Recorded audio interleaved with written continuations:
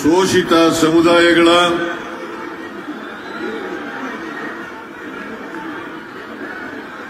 ಮುಖಂಡರುಗಳೇ, ಸಚಿವ ಮಿತ್ರರೇ, ಶಾಸಕ ಮಿತ್ರರೇ, ಮಾಜಿ ಶಾಸಕರುಗಳೇ, ದಯಮಾಡಿ ಎಲ್ಲ ಕೂತ್ಕೊಳ್ಳಿ, ಎಲ್ಲ ಕೂತ್ಕೊಳ್ಳಿ ಪ್ಲೀಸ್. ಇವರೇ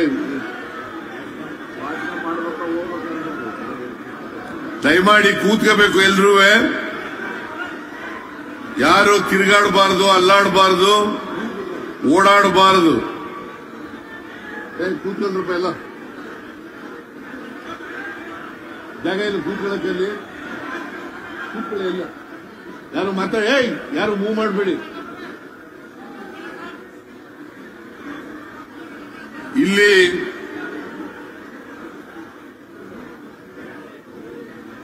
ವೇದಿಕೆ ಮೇಲಿರ್ತಕ್ಕಂಥ ಎಲ್ಲ ಆಹ್ವಾನಿತ ಗಣ್ಯರೇ, ಇಲ್ಲಿ ಇಷ್ಟೊಂದು ಬೃಹತ್ ಸಂಖ್ಯೆಯಲ್ಲಿ ಸೇರಿರ್ತಕ್ಕಂಥ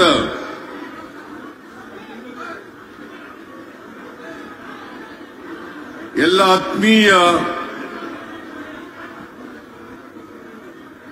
ಬಂಧುಗಳೇ, ತಾಯಂದಿರೇ, ಎಲ್ಲ ಯುವಕ ಮಿತ್ರರೇ, ಸುದ್ದಿ ಮಾಧ್ಯಮದ ಎಲ್ಲ ಸ್ನೇಹಿತರೆ,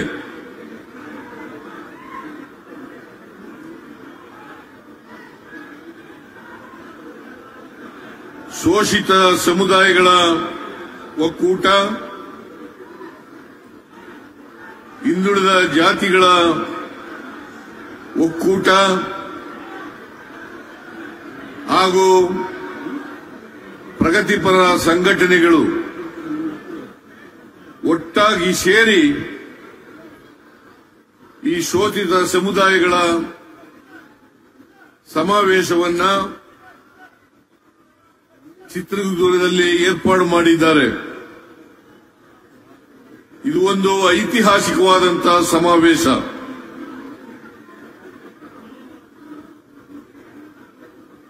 ನಾನು ಮೊದಲಿಗೆ ಈ ಸಮಾವೇಶದಲ್ಲಿ ಭಾಗವಹಿಸಿರ್ತಕ್ಕಂಥ ಎಲ್ಲ ಜನರಿಗೆ ನಮಸ್ಕಾರಗಳನ್ನು ತಿಳಿಸಲಿಕ್ಕೆ ಬಯಸ್ತಾ ಇದ್ದೇನೆ.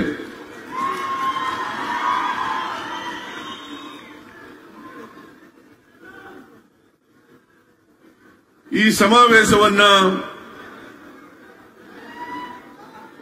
ಕೂತ್ಕೊಳ್ಳಿ,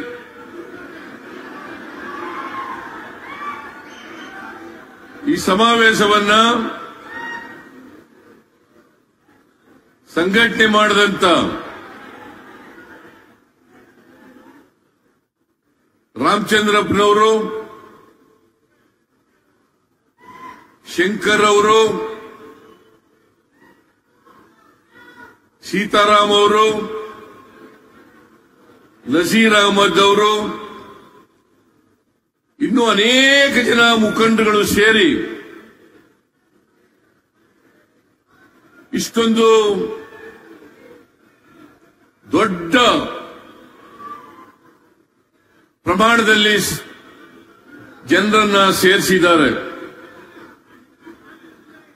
ಅದಕ್ಕಾಗಿ ಈ ಸಮಾವೇಶವನ್ನ ಸಂಘಟನೆ ಮಾಡಿದಂತ ಎಲ್ಲ ಜನರಿಗೂ ಕೂಡ ನಾನು ಕೃತಜ್ಞತೆಗಳನ್ನ ಸಲ್ಲಿಸಲಿಕ್ಕೆ ಬಯಸ್ತಾ ಇದ್ದೇನೆ. ಇದು ರಾಜಕೀಯ ಪಕ್ಷದ ಸಮಾವೇಶ ಅಲ್ಲ. ಶೋಷಿತ ಸಮುದಾಯಗಳ ಮಹಾ ಒಕ್ಕೂಟ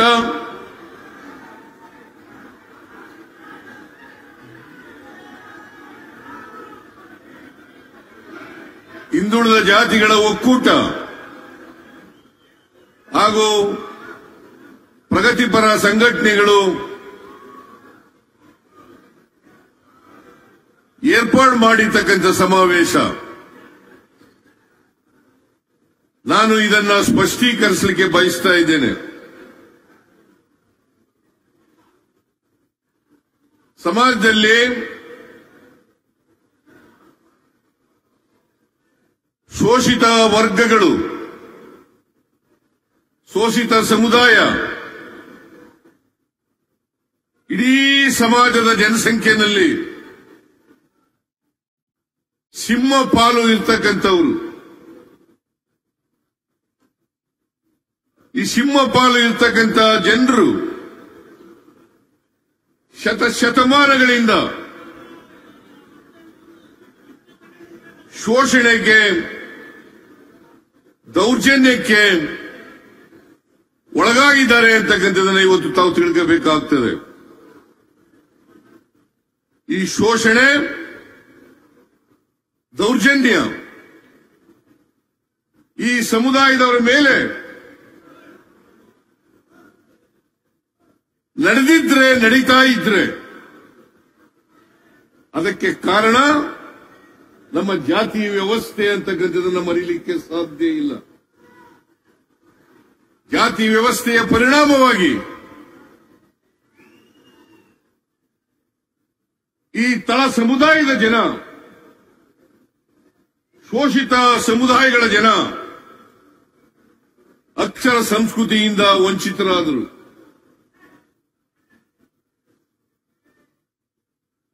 ಜಾತಿ ವ್ಯವಸ್ಥೆಯ ಕಾರಣಕ್ಕಾಗಿ ಬಹುಸಂಖ್ಯಾತ ಜನ ಅಕ್ಷರ ಸಂಸ್ಕೃತಿಯಿಂದ ವಂಚಿತರಾದ ಕಾರಣ ಇವತ್ತು ಸಮಾಜದಲ್ಲಿ ಅಸಮಾನತೆಯನ್ನು ನೋಡಲಿಕ್ಕೆ ಸಾಧ್ಯ ಆಗ್ತಾ ಇದೆ. ಸಮಾಜದಲ್ಲಿ ಇವತ್ತು ಆರ್ಥಿಕ ಅಸಮಾನತೆ ಇದೆ, ಸಾಮಾಜಿಕ ಅಸಮಾನತೆ ಇದೆ, ರಾಜಕೀಯ ಅಸಮಾನತೆ ಇದೆ. ಈ ಅಸಮಾನತೆಯ ಕಾರಣಕ್ಕೋಸ್ಕರ, ಜಾತಿ ವ್ಯವಸ್ಥೆಯ ಕಾರಣಕ್ಕೋಸ್ಕರ ನಿರಂತರವಾಗಿ ಶೋಷಿತ ಸಮುದಾಯಗಳ ಮೇಲೆ ಶೋಷಣೆ ಮತ್ತು ದೌರ್ಜನ್ಯ ನಡೀತಾ ಬಂದಿದೆ. ಈಗಲೂ ಕೂಡ ನಡೀತಾ ಇದೆ ಅಂತಕ್ಕಂಥದ್ದನ್ನು ನಾವು ಮರೀಲಿಕ್ಕೆ ಸಾಧ್ಯ ಇಲ್ಲ. ನಮ್ಮ ದೇಶಕ್ಕೆ ಬಾಬಾ ಸಾಹೇಬ್ ಅಂಬೇಡ್ಕರ್ ಅವರು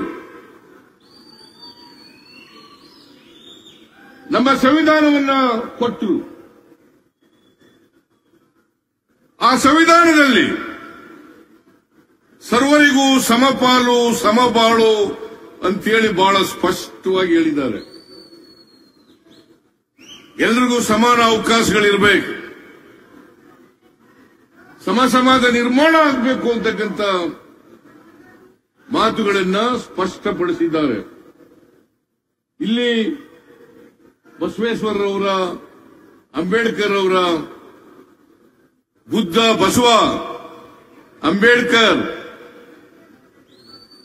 ಮಹಾತ್ಮ ಗಾಂಧೀಜಿ, ನಾರಾಯಣ್ ಗುರು, ಕನಕದಾಸರು, ಸಾವು ಮಹಾರಾಜರು, ಜ್ಯೋತಿಬಾ ಫುಲೆ, ಇವರೆಲ್ಲರೂ ಕೂಡ ಸಮಾಜದಲ್ಲಿ ಬದಲಾವಣೆಯನ್ನ ತರಲಿಕ್ಕೋಸ್ಕರ ಪ್ರಯತ್ನವನ್ನ ಮಾಡಿದ್ರು. ಜಾತಿ ವ್ಯವಸ್ಥೆ ಹೋಗ್ಬೇಕು. ಜಾತಿ ವ್ಯವಸ್ಥೆ ಇರೋದ್ರಿಂದಲೇ ಇವತ್ತು ಶೋಷಣೆ, ದೌರ್ಜನ್ಯಗಳಿಗೆ ಅವಕಾಶ ಆಗ್ತದೆ. ಈ ಜಾತಿ ವ್ಯವಸ್ಥೆಯನ್ನು ತೊಡೆದಾಕಬೇಕು ಅಂತ ಹೇಳಿ ಪ್ರಯತ್ನವನ್ನ ಮಾಡಿದ್ರು. ಅದೇ ಮಾದರಿನಲ್ಲಿ ನಮ್ಮ ಸಂವಿಧಾನನೂ ಕೂಡ ಎಲ್ಲರಿಗೂ ಕೂಡ ಗೌರವದಿಂದ ಬದುಕ್ತಕ್ಕಂಥ ವ್ಯವಸ್ಥೆಯನ್ನ, ಆ ವ್ಯವಸ್ಥೆ ಬರಬೇಕು ಅಂತಕ್ಕಂಥ ಮಾತುಗಳನ್ನ ಹೇಳಿದ್ರು. ಬಹುಶಃ ನಮ್ಮ ಸಂವಿಧಾನ ಇರೋದ್ರಿಂದಲೇ ಸ್ವಲ್ಪ ಮಟ್ಟಿಗೆ ದೌರ್ಜನ್ಯಗಳು, ಶೋಷಣೆಗಳು ನಿಮ್ಮ ಈ ಶೋಷಿತ ಸಮುದಾಯಗಳ ಮೇಲೆ ಕಡಿಮೆಯಾಗಿದೆ ಅಂತಕ್ಕಂಥದನ್ನ ಮರೀಲಿಕ್ಕೆ ಸಾಧ್ಯ ಇಲ್ಲ. ಪಟ್ಟಭದ್ರ ಹಿತಾಸಕ್ತರು ಇದನ್ನ ಸಹಿಸಿಕೊಳ್ಳಲಿಕ್ಕೆ ಹೋಗೋದಿಲ್ಲ. ಅದಕ್ಕೋಸ್ಕರನೇ ಸಂವಿಧಾನ ಬದಲಾವಣೆ ಆಗಬೇಕು ಅಂತಕ್ಕಂಥ ಅಪಸ್ವರಗಳು ಕೇಳಿ ಬರ್ತಾ ಇದ್ದಾವೆ. ಸಂವಿಧಾನ ಬದಲಾವಣೆ ಆಗಬೇಕು.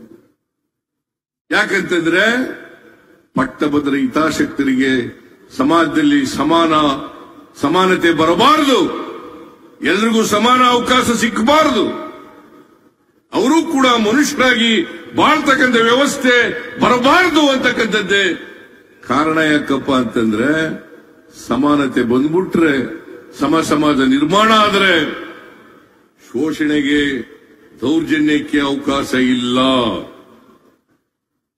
ಶೋಷಣೆಗೆ ದೌರ್ಜನ್ಯಕ್ಕೆ ಅವಕಾಶ ಇಲ್ಲ. ಯಾರೋ ಬಾಬು ನಡಿ, ಸುಮ್ಮನೆ ನಿಂತ್ಕೊಳ್ಳಕ್ಕಾಗಲ್ವಾ?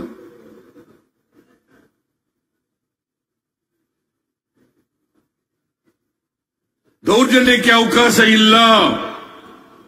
ಅದಕ್ಕೋಸ್ಕರ ಬುದ್ಧನ ಕಾಲದಿಂದ, ಬಸವಣ್ಣನವರ ಕಾಲದಿಂದ, ಅಂಬೇಡ್ಕರ್ ಅವರ ಕಾಲದಿಂದ, ನಾಲ್ವಡಿ ಕೃಷ್ಣರಾಜ ಒಡೆಯರ್ ಕಾಲದಿಂದ, ಸಾವು ಮಹಾರಾಜರ ಕಾಲದಿಂದ ಈ ಸಮಾಜದಲ್ಲಿ ಸಮಾನತೆಯನ್ನು ತರಲಿಕ್ಕೋಸ್ಕರ, ಬದಲಾವಣೆಯನ್ನು ತರಲಿಕ್ಕೋಸ್ಕರ ಮೀಸಲಾತಿಯನ್ನು ನಾಲ್ವಡಿ ಕೃಷ್ಣರಾಜ ಒಡೆಯರು ಕೊಟ್ಟರು, ಸಾವು ಮಹಾರಾಜ್ ಕೊಟ್ಟರು, ಮಹಾರಾಷ್ಟ್ರದ ಸಾವು ಮಹಾರಾಜ್ ಕೊಟ್ಟರು. ಇದನ್ನೂ ಕೂಡ ವಿರುದ್ಧ ಮಾಡಿರೋದನ್ನ ನೀವು ಚರಿತ್ರೆಯಲ್ಲಿ ನೋಡಲಿಕ್ಕೆ ಸಾಧ್ಯ ಆಗ್ತದೆ. ಮೈಸೂರು ಸಂಸ್ಥಾನದಲ್ಲಿ ಮಿಲ್ಲರ್ ಆಯೋಗವನ್ನು ರಚನೆ ಮಾಡಿ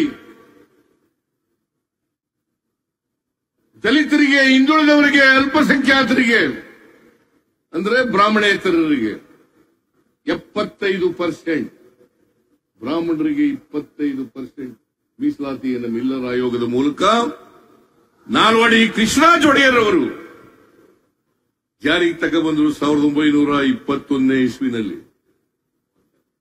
1921 ರಾಜರ ಕಾಲ ಇನ್ನೂ ಸ್ವಾತಂತ್ರ್ಯ ಬಂದಿರಲಿಲ್ಲ. ಅದನ್ನು ವಿರೋಧ ಮಾಡಿದನ್ನು ಕೂಡ ನಾವು ನೋಡಿದ್ದೇವೆ. ಹಾಗೇನೆ ಮಹಾರಾಷ್ಟ್ರದಲ್ಲಿ ಸಾವು ಮಹಾರಾಜ ಮೀಸಲಾತಿಯಿಂದ ತಗೊಂಡ್ಬಂದರು. ಕಾರಣ ಯಾಕಪ್ಪ ಅಂತಂದ್ರೆ ಸಮಾಜದಲ್ಲಿ ಅಸಮಾನತೆ ಇದೆ. ಶ್ರೀಮಂತರು, ಬಡವರು, ಮೇಲ್ವರ್ಗ, ಕೆಳವರ್ಗ ಇವೆಲ್ಲ ಇದಾವೆ. ಇವು ಹೋಗ್ಬೇಕು. ಇವು ಹೋಗ್ಬೇಕಾದ್ರೆ ಸಮಾನತೆ ಬರಬೇಕು. ಯಾಕಂದ್ರೆ ಈ ದೇಶದ ಸಂಪತ್ತಿದೆಯಲ್ಲ, ಈಗ ಮೀಸಲಾತಿ ಅಂತಕ್ಕಂಥದ್ದು, ಸಾಮಾಜಿಕ ನ್ಯಾಯ ಅಂತಕ್ಕಂಥದ್ದು ಯಾರ್ದೋ ಆಸ್ತಿನ ಯಾರಿಗೋ ಕಿತ್ಕೊಡೋದಲ್ಲ. ಯಾರ್ದೋ ಆಸ್ತಿನ ಯಾರಿಗೋ ಕಿತ್ಕೊಡೋದಲ್ಲ. ಈ ದೇಶದ ಸಂಪತ್ತು, ಈ ದೇಶದ ಅಧಿಕಾರ ಎಲ್ರಿಗೂ ಕೂಡ ಸಮಾನವಾಗಿ ಹಂಚಿಕೆ ಆಗಬೇಕು.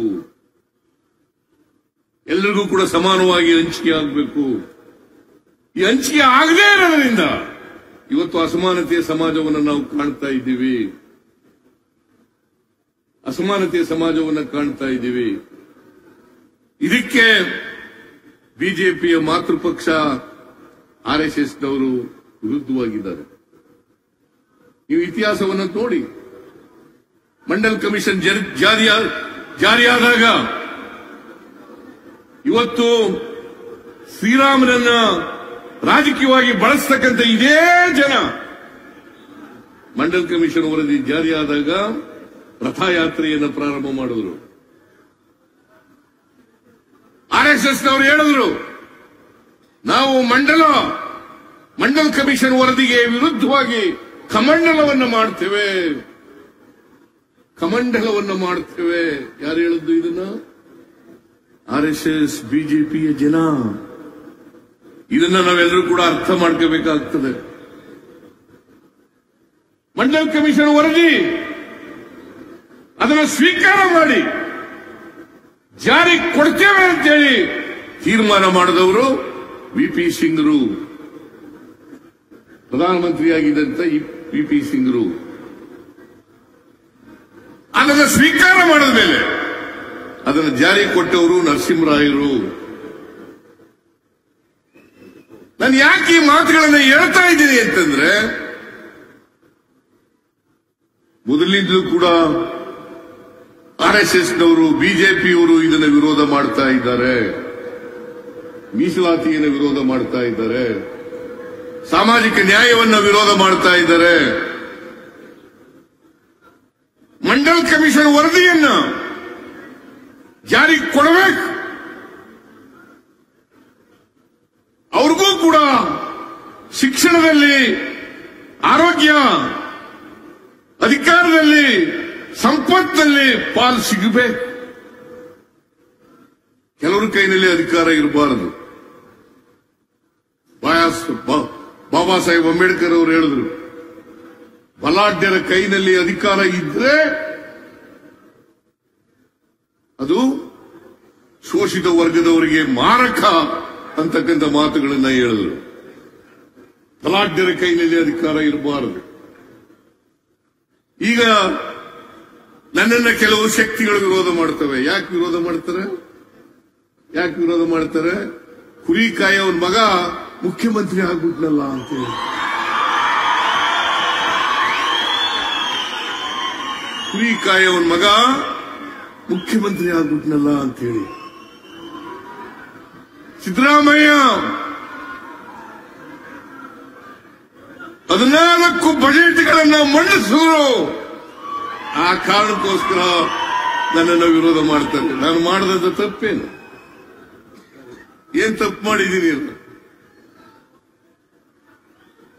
ಎಲ್ಲ ಜಾತಿಯ ಬಡವರಿಗೆ ನ್ಯಾಯ ಕೊಡ್ತಕ್ಕಂಥ ನಿರ್ಣಯವನ್ನು ಮಾಡಿದ್ದು ತಪ್ಪ? ಅನ್ನಭಾಗ್ಯ, ಕ್ಷೀರಭಾಗ್ಯ, ಕೃಷಿ ಭಾಗ್ಯ, ಪಶು ಭಾಗ್ಯ, ಶಾದಿ ಭಾಗ್ಯ, ಸೂಭಾಗ್ಯ, ಇಂದಿರಾ ಕ್ಯಾಂಟೀನ್, ಈ ಎಲ್ಲ ಕಾರ್ಯಕ್ರಮಗಳನ್ನು ಮಾಡಿದದ್ದು ಸಿದ್ದರಾಮಯ್ಯ ಅಲ್ವಾ? ಸಿದ್ದರಾಮಯ್ಯ ಅಲ್ಲ? ಇವತ್ತು 5 ಗ್ಯಾರಂಟಿಗಳನ್ನ ಅಧಿಕಾರಕ್ಕೆ ಬಂದ 8 ತಿಂಗಳಲ್ಲಿ ಜಾರಿ ಕೊಟ್ಟವರು ಕಾಂಗ್ರೆಸ್ ಸರ್ಕಾರ ಅಲ್ವಾ? ಸಿದ್ದರಾಮಯ್ಯ ಅಲ್ವಾ? ಇದಕ್ಕೆ ಕೆಲವರು ನನ್ನನ್ನು ವಿರೋಧ ಮಾಡ್ತಾರೆ. ಸಿದ್ದರಾಮಯ್ಯ ಬದಲಾವಣೆ ಮಾಡ್ಬಿಡ್ತಾರೆ. ಮಹಿಳೆಯರಿಗೆ ಆರ್ಥಿಕ ಸಾಮಾಜಿಕ ಶಕ್ತಿಯನ್ನು ಕೊಡ್ತಾರೆ, ಬಡವರಿಗೆ ಆರ್ಥಿಕ ಸಾಮಾಜಿಕ ಶಕ್ತಿಯನ್ನು ಕೊಡ್ತಾರೆ, ಹಿಂದುಳಿದವರಿಗೆ ಸಾಮಾಜಿಕ ಆರ್ಥಿಕ ಶಕ್ತಿಯನ್ನು ಕೊಡ್ತಾರೆ, ದಲಿತರಿಗೆ ಕೊಡ್ತಾರೆ, ಅಲ್ಪಸಂಖ್ಯಾತರಿಗೆ ಕೊಡ್ತಾರೆ. ಅದಕ್ಕೋಸ್ಕರ ನನ್ನನ್ನು ವಿರೋಧ ಮಾಡತಕ್ಕಂಥ ಕೆಲಸವನ್ನ ಮಾಡ್ತಾರೆ. ಇದನ್ನ ನೀವೆಲ್ಲರೂ ಕೂಡ ಅರ್ಥಬೇಕಾಗ್ತದೆ. ನಮ್ಮಲ್ಲಿ ಏನೇ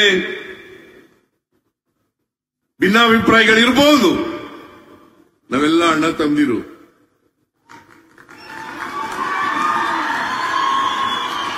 ನಾವೆಲ್ಲರೂ ಕೂಡ ಸಮಾನ ದುಃಖಿಗಳು. ಯಾರು ಸುಖವನ್ನ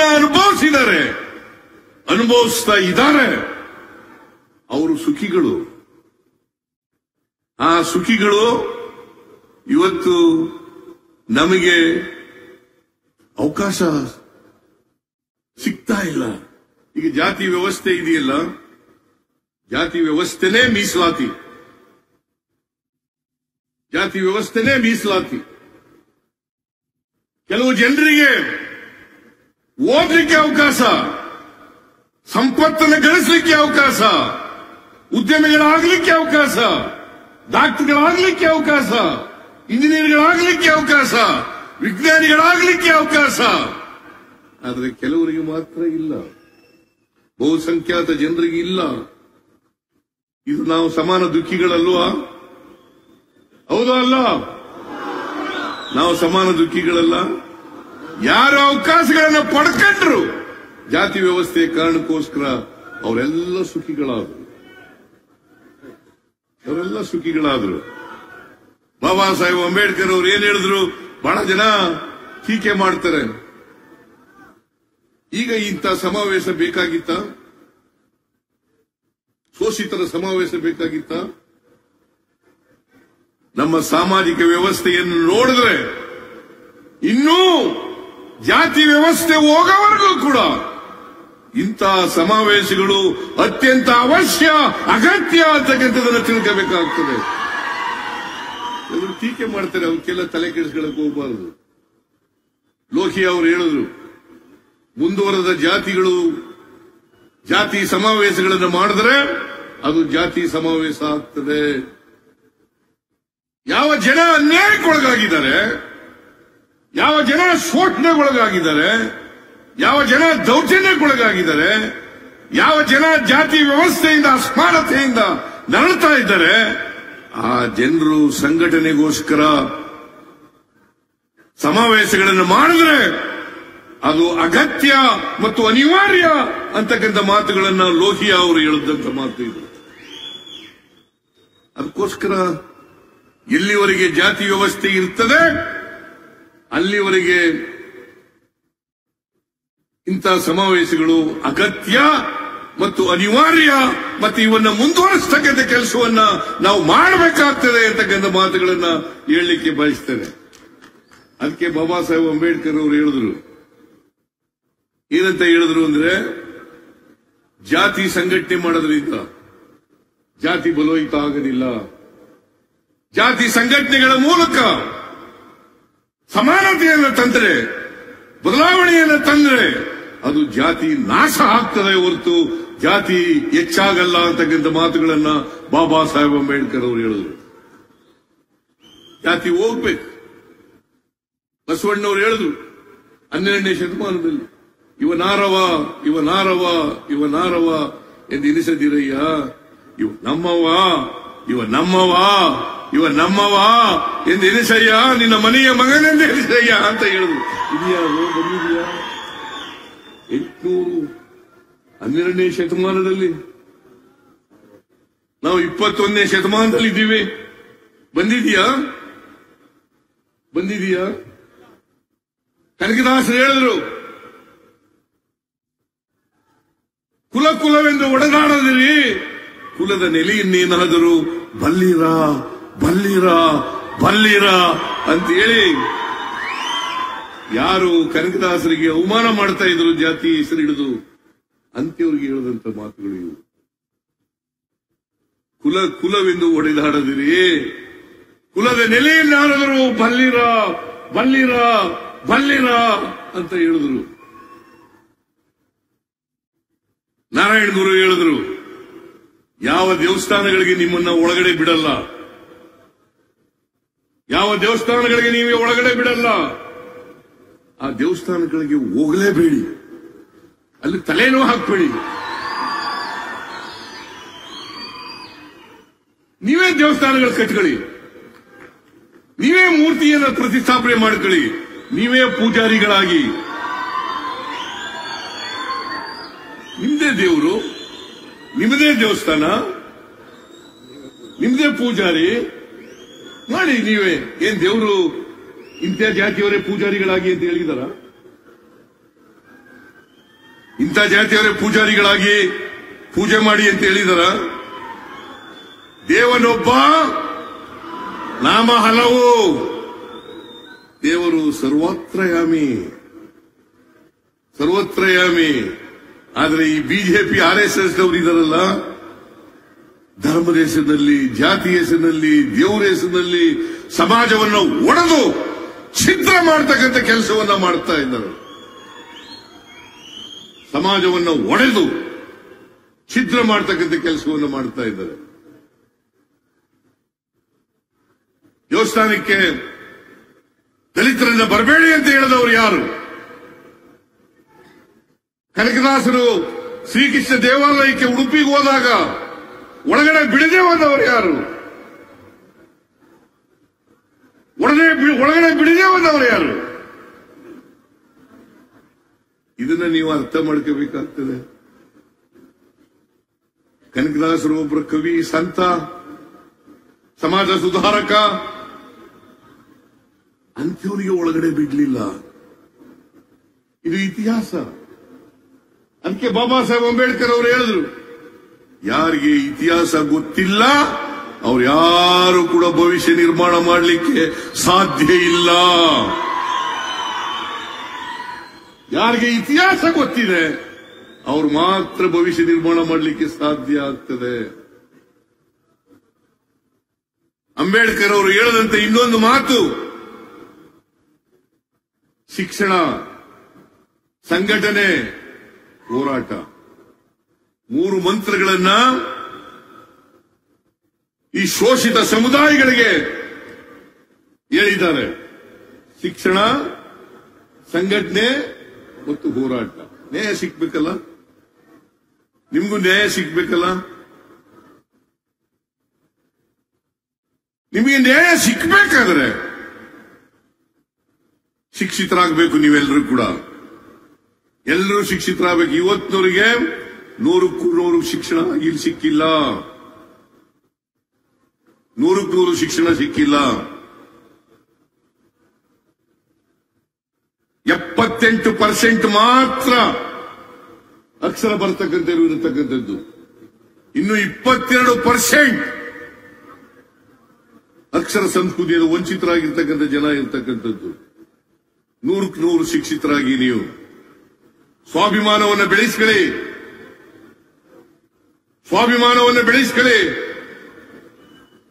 ಯಾರು ಕೂಡ ಹೆದರ್ಕೋಬೇಡಿ, ಧೈರ್ಯವಾಗಿರಿ.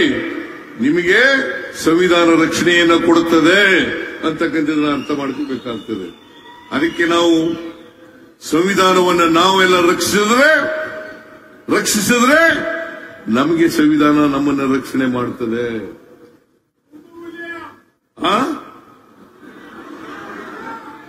ಸಂವಿಧಾನವನ್ನು ನಾವು ರಕ್ಷಣೆ ಮಾಡಿದ್ರೆ ನಮ್ಮ ರಕ್ಷಣೆ ಸಂವಿಧಾನದಿಂದ ಆಗ್ತದೆ. ನಾನು ಒಂದ್ಸಾರಿ ಅಸೆಂಬ್ಲಿನಲ್ಲಿ ಹೇಳಿದೆ, ಈ ಈಶ್ವರಪ್ಪನಿಗೆ, ರವಿಗೆ, ಸಿಟಿ ರವಿಗೆ, ಅಶೋಕನಿಗೆ, ಅವ್ರಿಗೆಲ್ಲ ಹೇಳಿದೆ, ನೋಡಪ್ಪ ನೀವೆಲ್ಲ ಮೆರೆದಾಡಬೇಡಿ, ನೀವು ನಂತರನೇ ಸಂವಿಧಾನದ ಮೂಲಕ ಇಲ್ಲಿ ಬಂದಿರತಕ್ಕಂಥದ್ದು. ನಾನು ಮುಖ್ಯಮಂತ್ರಿ ಆಗಿದ್ರೆ, 2ನೇ ಸಾರಿ ಮುಖ್ಯಮಂತ್ರಿ ಆಗಿದ್ರೆ ನಿಮ್ಮೆಲ್ಲರ ಆಶೀರ್ವಾದ ಮತ್ತು ನಮ್ಮ ಸಂವಿಧಾನ ಅಂತಕ್ಕಂಥದ್ದನ್ನ ಅರ್ಥ ಮಾಡ್ಕೋಬೇಕಾಗ್ತದೆ. ನೀನು ಈಶ್ವರಪ್ಪ ನೀನು ಅಸೆಂಬ್ಲಿಗೆ ಬಂದಿದ್ರೆ, ಸಿಟಿ ರವಿ ನೀನು ಅಸೆಂಬ್ಲಿಗೆ ಬಂದಿದ್ರೆ, ಅಶೋಕ ನೀನು ಅಸೆಂಬ್ಲಿಗೆ ಬಂದಿದ್ರೆ, ನೀವೆಲ್ಲರೂ ಕೂಡ ಸಂವಿಧಾನದಿಂದ ಅಂತಕ್ಕಂಥದ್ದು ಮರೀಲಿಕ್ಕೆ ಸಾಧ್ಯ ಇಲ್ಲ. ಇವತ್ತು ಬಾಬಾ ಸಾಹೇಬ್ ಅಂಬೇಡ್ಕರ್ ಅವರು ಕೊಟ್ಟಿರ್ತಕ್ಕಂಥ ಸಂವಿಧಾನ ಇಲ್ಲದೆ ಬಂದ್ರೆ ಈಶ್ವರಪ್ಪ ನೀ ಕುರಿ ಕಾಯಬೇಕಾಗಿತ್ತು, ಸಿಟಿ ರವಿ ನೀವು ಹೊಲ ಉಳಬೇಕಾಗಿತ್ತು, ಅಶೋಕ ನೀನು ಹೊಲ ಉಳಬೇಕಾಗಿತ್ತು ಅಂತ ಹೇಳದೆ ನಾನು.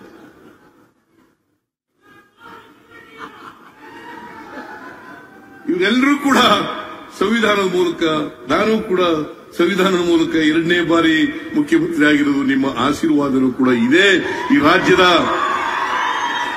ಅಫ್ಕೋರ್ಸ್ ಎಲ್ಲ ಜಾತಿಯ ಬಡವರು, ಎಲ್ಲ ಧರ್ಮದ ಜನ, ದಲಿತರು, ಹಿಂದುಳಿದವರು, ಅಲ್ಪಸಂಖ್ಯಾತರು, ರೈತರು, ಮಹಿಳೆಯರು, ಮೇಲ್ವರ್ಗದ ಬಡವರು ಕೂಡ. ಅದಕ್ಕೆ ನಾವು ಮಾಡಿದಂತ ಕಾರ್ಯಕ್ರಮಗಳಿದ್ದಾವಲ್ಲ, ಜಾತಿ ಧರ್ಮದ ಮೇಲೆ ವಿಂಗಡಣೆ ಮಾಡಕ್ ಹೋಗಿಲ್ಲ. ಈಗ ಶಕ್ತಿ ಯೋಜನೆ ಕಾರ್ಯಕ್ರಮವನ್ನು ಮಾಡಿದ್ದೇವೆ. ಸುಮಾರು 1,41,00,000 ಮಹಿಳೆಯರು, 141 ಕೋಟಿ ಮಹಿಳೆಯರು, 141 ಕೋಟಿ ಮಹಿಳೆಯರು ಇವತ್ತು ಫ್ರೀಯಾಗಿ ಬಸ್ನಲ್ಲಿ ತಿರುಗಾಡ್ತಾರೆ. ಹೌದಲ್ವೇನ್ರಮ್ಮ? ಆ ದುಡ್ಡೆಲ್ಲ ಉಳಿತದ ಅಲ್ವಾ ನಿಮಗೆ? ಗೃಹ ಜ್ಯೋತಿ 1,51,00,000 ಜನ ಮನೆಗಳಿಗೆ 200 ಯೂನಿಟ್ ವರೆಗೆ ಫ್ರೀ ಕರೆಂಟ್ ಕೊಟ್ಟಿದ್ದೀವಿ. ಆ ದುಡ್ಡೆಲ್ಲ ಉಳಿತಾಯ ಆಗುತ್ತಲ್ಲ. ಅನ್ನಭಾಗ್ಯ ಕಾರ್ಯಕ್ರಮ 5 ಕೆಜಿ ಸಿಗ್ತಾ ಇತ್ತು. ನಾನಿದ್ದಾಗ 7 ಕೆಜಿ ಕೊಡ್ತಾ ಇದ್ದೆ. ಅದನ್ನ 5 ಕೆಜಿ ಮಾಡಿದ್ರು. ನಾವು ಅಧಿಕಾರಕ್ಕೆ ಬಂದ್ರೆ 10 ಕೆಜಿ ಕೊಡ್ತೀವಿ, 5 ಕೆಜಿ ಕೊಡೋದು ಮತ್ತೆ ಅಡಿಷನಲ್ ಆಗಿ 5 ಕೆಜಿ ಕೊಡ್ತೀವಿ ಅಂತ ಹೇಳಿದ್ದು. ಈಗ ಅಕ್ಕಿ ಕೊಡ್ಲಿಲ್ಲ ಕೇಂದ್ರ ಸರ್ಕಾರದವರು. ಅದಕ್ಕೋಸ್ಕರ ಹಣ ವರ್ಗಾವಣೆ ಮಾಡ್ತಾ ಇದ್ದೀವಿ. ಸುಮಾರು 1,28,00,000 ಜನರಿಗೆ, 1,28,00,000 ಜನರಿಗೆ ₹170 ಪ್ರತಿಯೊಬ್ಬರಿಗೆ ಪ್ರತಿ ತಿಂಗಳು ಕೊಡ್ತಾ ಇದ್ದೀವಿ. ಪ್ರತಿಯೊಬ್ಬರಿಗೆ ಪ್ರತಿ ತಿಂಗಳು ಕೊಡ್ತಾ ಇದ್ದೀವಿ. ಆಮೇಲೆ 1,18,00,000 ಮನೆ ಯಜಮಾನಿಗೆ ₹2,000. ₹2,000.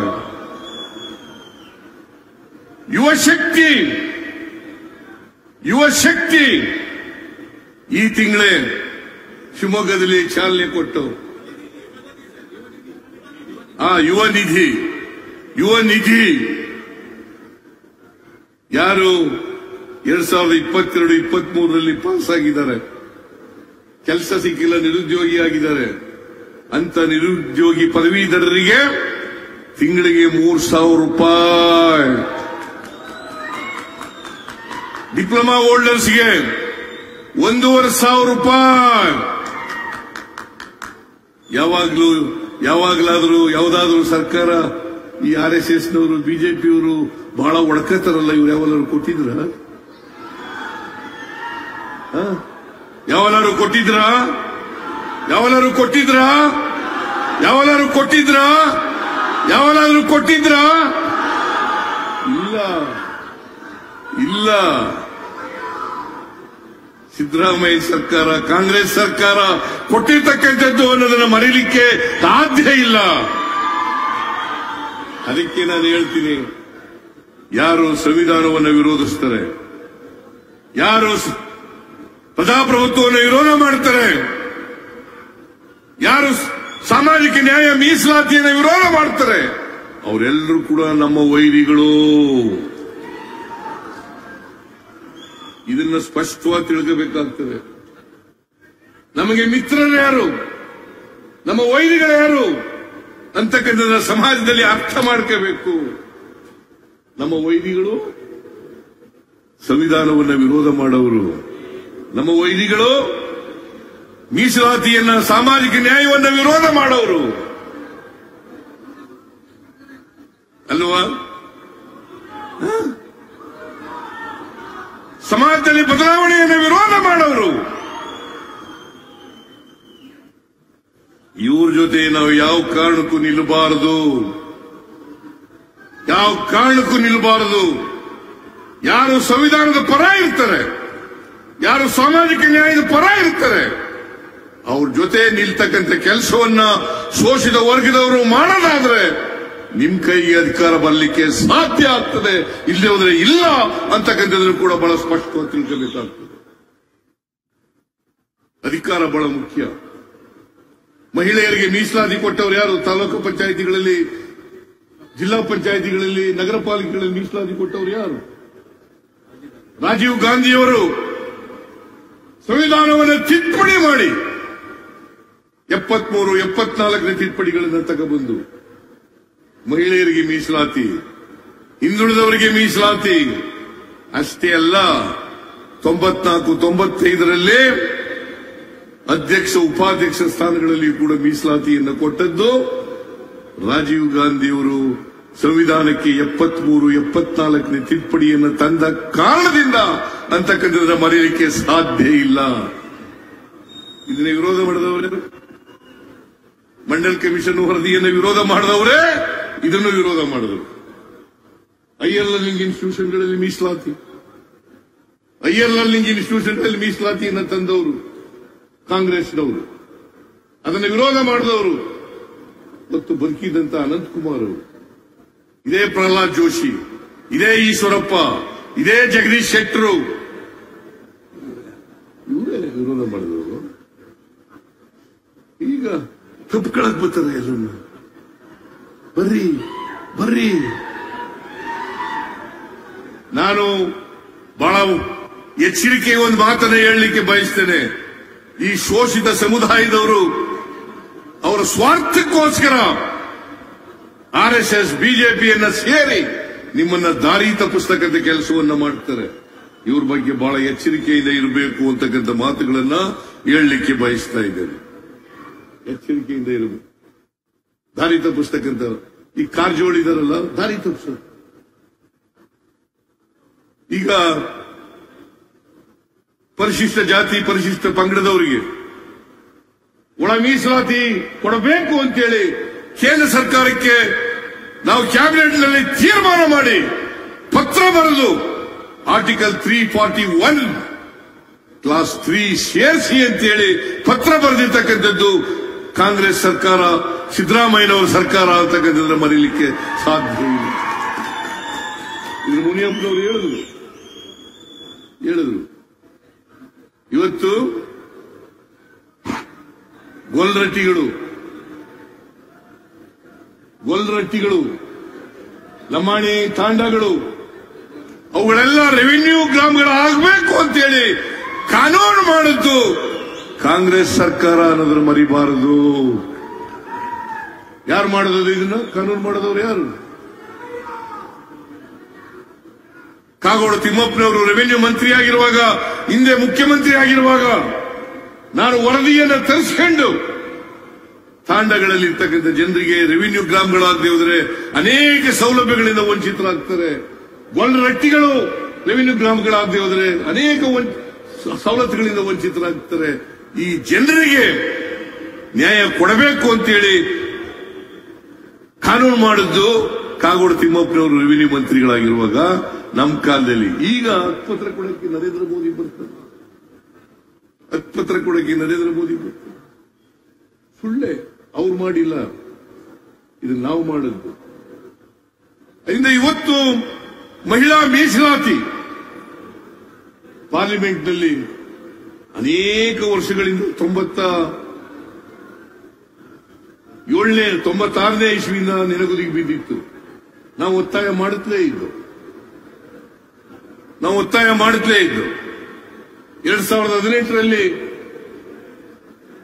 ರಾಹುಲ್ ಗಾಂಧಿಯವರು ಮಹಿಳಾ ಮೀಸಲಾತಿ ಕಾಯ್ದೆ ಪಾಸ್ ಮಾಡಿ ಅಂತೇಳಿ ಒತ್ತಾಯವನ್ನು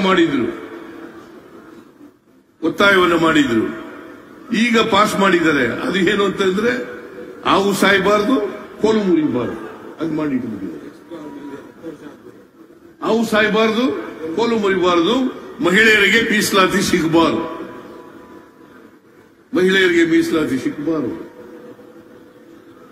ಅದಕ್ಕೆ ನಾವು ಒತ್ತಾಯ ಮಾಡಬೇಕಾಗ್ತದೆ. ಬಹುಶಃ ನಿಮ್ಮ ಹಕ್ಕೊತ್ತಾಯಗಳಲ್ಲೂ ಕೂಡ ಇದೆ. ಹಿಂದುಳಿದವರಿಗೆ, ಮಹಿಳೆಯರಿಗೆ ಅಸೆಂಬ್ಲಿನಲ್ಲಿ, ಪಾರ್ಲಿಮೆಂಟ್ನಲ್ಲಿ ಮೀಸಲಾತಿ ಇರಬೇಕು. ಮೀಸಲಾತಿ ಇದ್ದಾಗ ಮಾತ್ರ ರಾಜಕೀಯ ಅಧಿಕಾರ ಹಂಚಿಕೆ ಆಗಲಿಕ್ಕೆ ಸಾಧ್ಯ ಆಗ್ತದೆ. ಬಹಳ ಮುಖ್ಯವಾಗಿ ನೀವು ನಿಮ್ಮ ಹಕ್ಕೊತ್ತಾಯಗಳಲ್ಲಿರ್ತಕ್ಕಂಥದ್ದು ಕಾಂತರಾಜ್ ವರದಿಯನ್ನ ಸ್ವೀಕಾರ ಮಾಡಬೇಕು, ಅದನ್ನ ಜಾರಿ ಮಾಡಬೇಕು ಅಂತೇಳಿ ಒತ್ತಾಯ ಇದೆ. ನಾನೇ ಮುಖ್ಯಮಂತ್ರಿಯಾಗಿರುವಾಗ ಕಾಂತರಾಜು ಅವರಿಗೆ ಸಮಾಜದ ಸಾಮಾಜಿಕ, ಆರ್ಥಿಕ ಮತ್ತು ಜಾತಿ ಸಮೀಕ್ಷೆಯನ್ನ ಮಾಡಬೇಕು ಅಂತೇಳಿ ಅವರಿಗೆ ಅವತ್ತು 168 ಕೋಟಿ ರೂಪಾಯಿಗಳನ್ನು ಖರ್ಚು ಮಾಡಿದ್ದು. ನಾನು ಮುಖ್ಯಮಂತ್ರಿ ಆಗಿರುವಾಗ ಅದು ಪೂರ್ಣ ಆಗಿರಲಿಲ್ಲ. ಆಮೇಲೆ ಪೂರ್ಣ ಆಯ್ತು, ಸಮ್ಮಿಶ್ರ ಸರ್ಕಾರ ಆಯ್ತು, ಕುಮಾರಸ್ವಾಮಿ ತಗೊಳ್ಳಿಲ್ಲ. ಆಮೇಲೆ ಯಡಿಯೂರಪ್ಪ ಆಗಲಿ ಬಸವರಾಜು ಆಗಲಿ ಯಾರು ತಗೊಳ್ಳಿಲ್ಲ. ಈಗ ಜಯಪ್ರಕಾಶ್ ಹೆಗ್ಡೆ ಶಾಶ್ವತ ಹಿಂದುಳಿದ ಆಯೋಗಗಳ ಅಧ್ಯಕ್ಷರಾಗಿದ್ದಾರೆ.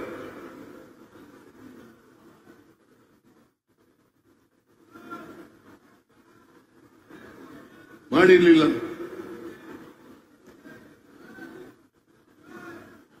ನಾನು ಹೇಳಿದ್ದೇನೆ, ಜಯಪ್ರಕಾಶ್ ಹೆಗ್ಡೆ ಹೇಳಿದ್ದೇನೆ, ನೀವು ವರದಿ ಕೊಡಿ. ಯಾಕಂದ್ರೆ ಅನೇಕ ಜನ ವರದಿನ ನೋಡಿದ್ದೇನೆ, ಓದ್ದೇನೆ, ತಿಳ್ಕೊಳ್ಳದೇನೆ ವಿರೋಧ ಮಾಡ್ತಾರೆ. ಇವತ್ತು ವರದಿ ಏನಿದೆ ಅಂತ ಗೊತ್ತಿಲ್ಲ, ನನಗೆ ಗೊತ್ತಿಲ್ಲ, ಯಾರಿಗೂ ಗೊತ್ತಿಲ್ಲ. ಆದರೂ ಅದು ವೈಜ್ಞಾನಿಕವಾಗಿಲ್ಲ, ಅವೈಜ್ಞಾನಿಕವಾಗಿದೆ ಅಂತೇಳಿ ವಿರೋಧ ಮಾಡೋದು. ನಾನು ಇವತ್ತು ನಿಮಗೆ ಇಲ್ಲಿ ಹೇಳ್ತೀನಿ, ಆ ವರದಿಯನ್ನ ಸ್ವೀಕಾರ ಮಾಡ್ತೀನಿ. ಅಲ್ಲಿ ಏನಾದರೂ ವ್ಯತ್ಯಾಸಗಳಿದ್ರೆ ತಜ್ಞರ ಅಭಿಪ್ರಾಯ ಪಡೆದು ಅದನ್ನು ಮಾಡ್ತಕ್ಕಂಥ ಕೆಲಸವನ್ನ ಮಾಡ್ತೇನೆ ಅಂತಕ್ಕಂಥ ಮಾತುಗಳನ್ನು ಹೇಳಲಿಕ್ಕೆ ಬಯಸ್ತೇನೆ. ರಾಹುಲ್ ಗಾಂಧಿ ಅವರು ಈಗಾಗಲೇ ಹೇಳಿದ್ದಾರೆ, ರಾಹುಲ್ ಗಾಂಧಿ ಅವರು ಈಗಾಗಲೇ ಹೇಳಿದ್ದಾರೆ, ನಮ್ಮ ಪಕ್ಷ ಅಧಿಕಾರಕ್ಕೆ ಬಂದರೆ ಕೇಂದ್ರದಲ್ಲಿ ಎಲ್ಲ ರಾಜ್ಯಗಳಲ್ಲೂ ಕೂಡ ಜಾತಿ ಗಣತಿಯನ್ನ ಮಾಡಿಸ್ತೇವೆ ಅಂತಕ್ಕಂಥ ಮಾತುಗಳನ್ನು ಹೇಳಿದ್ದಾರೆ. ಆದ್ರಿಂದ ನಮ್ಮ ಹೈಕಮಾಂಡ್ ನಲ್ಲೂ ಕೂಡ ತೀರ್ಮಾನ ಆಗಿದೆ. ನಾನು ಅದಕ್ಕೆ ಪಾರ್ಟಿ ಆಗಿದ್ದೆ, ನಾನು ಅಟೆಂಡ್ ಮಾಡಿದ್ದೆ ಆ ಪಾರ್ಟಿನಲ್ಲಿ. ಅದರಿಂದ ನೀವು ಕೊಟ್ಟಿರ್ತಕ್ಕಂಥ ಅನೇಕ ಡಿಮ್ಯಾಂಡ್ಗಳು, ಅದಕ್ಕೆ ನನ್ನ ಸಹಮತ ಇದೆ. ಆದರೆ ನಿಮ್ಗೆಲ್ಲ ಗೊತ್ತಿದೆ, ಪ್ರಜಾಪ್ರಭುತ್ವ ವ್ಯವಸ್ಥೆಯಲ್ಲಿ I am not A dictator. ಸಮಾಜದಲ್ಲಿ ಅಲ್ಲ, ಕ್ಯಾಬಿನೆಟ್ನಲ್ಲಿ ಅದನ್ನು ಇಟ್ಟು ಸಮಾಲೋಚನೆ ಮಾಡಿ ಚರ್ಚೆ ಮಾಡಿ ತೀರ್ಮಾನ ಮಾಡಬೇಕಾಗ್ತದೆ. ಇದನ್ನ ನಾನು ಮಾಡ್ತೇನೆ ಅಂತಕ್ಕಂಥ ಮಾತುಗಳನ್ನು ಹೇಳಿ, ನಾನು ಯಾವಾಗಲೂ ಕೂಡ ನಿಮ್ ಪರವಾಗಿರ್ತೇನೆ.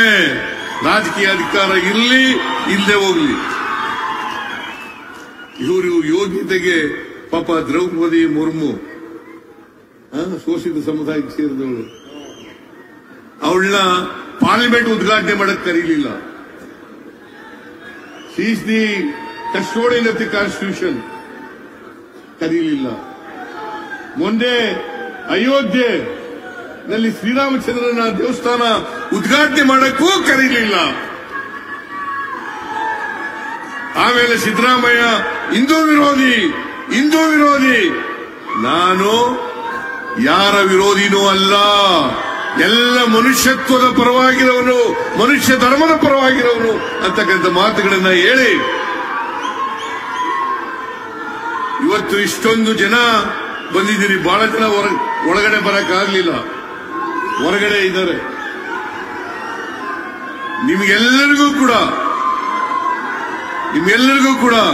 ಧನ್ಯವಾದಗಳನ್ನು ಹೇಳಿ ನನ್ನ ಮಾತು ಮುಗಿಸ್ತೇನೆ. ಜೈ ಹಿಂದ್, ಜೈ ಕರ್ನಾಟಕ, ಜೈ ಶೋಷಿತ ಸಮುದಾಯ.